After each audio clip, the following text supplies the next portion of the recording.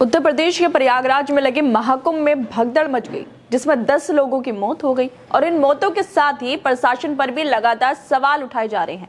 उत्तर प्रदेश के मुख्यमंत्री पर भी सवाल उठाए जा रहे हैं और खुलासे किए जा रहे हैं कि अगर लोगों की बातों को योगी आदित्यनाथ ने माना होता तो आज लोगों को अपनों को नहीं खोना पड़ता। जो मौतें महाकुंभ में हुई हैं वो नहीं होती।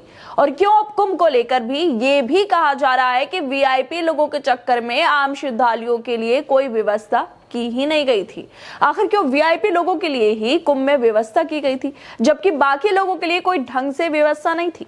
कैसे वीआईपी लोगों के अंदर ही कुंभ में आने की श्रद्धा है? क्या आम लोगों के विश्वास का, उनकी भक्ति का उत्तर प्रदेश में कोई मायने नहीं है? और जब महाकुंभ को लेकर पहले ही प्रशासन को सचेत किया गया था तो फिर ये लापरवाही क्यों बढ़ती गई है? जब पहले ही पता था कि 40 करोड़ के करीब लोग आने वाले हैं तो क्यों इसके इंतजाम नहीं किए गए? आखिर क्यों अब इस तरह के सवाल उत्तर प्रदेश प्रशासन पर उठाए जा रहे हैं? और क्यों और कौन लोग महाकुंभ में हुई मौतों को लेकर इसको प्रशासन की गलती बता रहा है? तो चलिए हम आपको बताते हैं।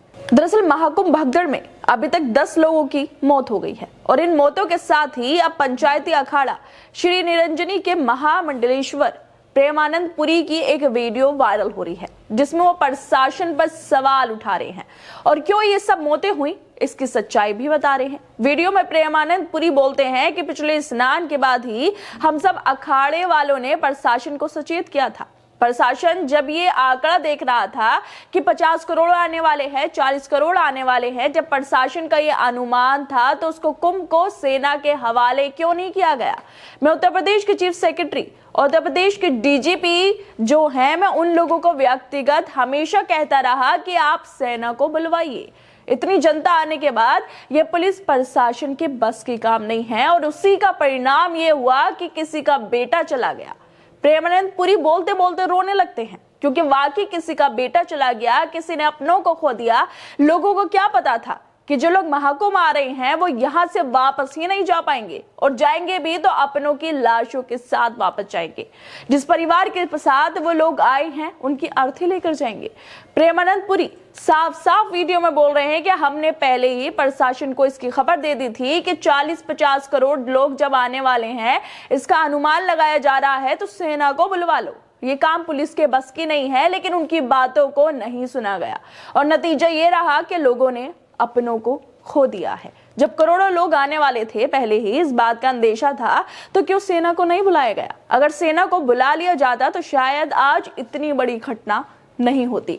प्रेमानंद पुरी वीडियो में सिर्फ प्रशासन पर ही सवाल नहीं उठाते हैं, बल्कि वो उत्तर प्रदेश सरकार और प्रशासन पर आरोप लगाते हुए कहते हैं कि हमने पहले ही कुंभ की सुरक्षा को आर्मी के हवाले किया जाए, इसकी बात रखी गई थी, हमारी नहीं सुनी।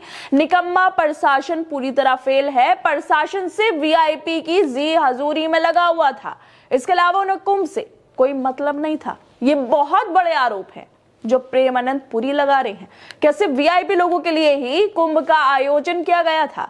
कैसे प्रशासन बड़े लोगों की सेवा में ही लगा हुआ था, बाकी लोगों से कोई लेना देना नहीं था? कुंभ में लगातार वीआईपी वाले कल्चर पर सवाल उठ रहे हैं। क्या आस्था के नाम पर वीआईपी कल्चर को कुंभ में सुविधाएं दी जा रही थी, जिसका खुलासा अब खुद एक साधु कर रहे हैं, प्रेमानंद पुरी कर रहे हैं। जिस तरह से प्रेमानंद पुरी आरोप लगा रहे हैं वो बेहद गंभीर है। पहले तो लोगों के लिए सेना नहीं बुलवाई गई और दूसरा सिर्फ बड़े लोगों के लिए ही प्रशासन काम कर रहा था। वीआईपी लोगों की जी हजूरी में प्रशासन लगा था, इसके अलावा उन्हें कुंभ से कोई लेना देना नहीं था, कोई मतलब नहीं था। ये बेहद दुख की बात है कि किसी का बेटा चला गया, किसी का बाप चला गया और अब प्रशासन पर ऐसे आरोप लग रहे हैं जो दिखाता है कि महाकुंभ तो करवा लिया गया, लेकिन लोगों की सुरक्षा के नाम पर कोई इंतजाम नहीं हुए। इंतजाम हुए तो बस नामी लोगों के लिए, वीआईपी लोगों के लिए, और आम जनता, आम श्रद्धालु भगदड़ में अपनी जानों को गवा बैठे हैं। खैर दोस्तों, आप लोगों को क्या लगता है जिस तरह से प्रशासन पर यह आरोप लग रहे हैं, उसको लेकर आप लोगों को क्या लगता है? हमें अपनी राय जरूर दें और बाकी तमाम खबरों को देखने के लिए जुड़े रहिए हमारे साथ।